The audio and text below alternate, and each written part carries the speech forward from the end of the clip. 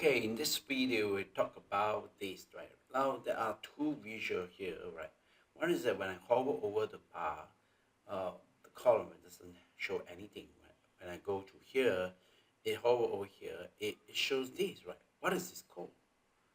This is called the tool tip.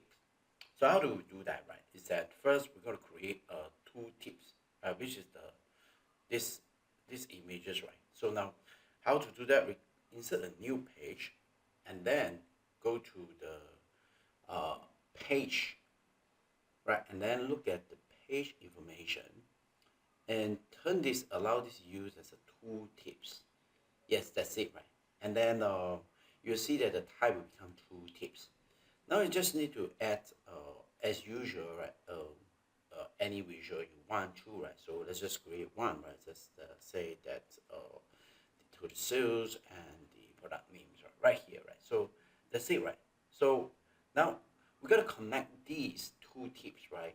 And you can give it a name here as well, right? We name it to like my two tips. Okay. So now we go back to the first page and then come over here, and then let's say this one has no two tips yet, right? So we select the visual and go to the format buttons and go to the general and then click on tooltips. Now you can choose which tooltips you want to, right? I'm just going to choose the my tooltips right there, and that's completed the connection. Now I just test it out and take a look at here, right? Yeah, this is it, right? So that's how easy to create a tooltips.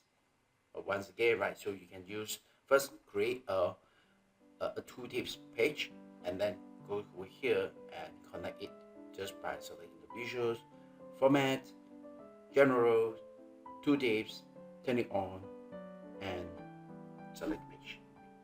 Thanks for watching.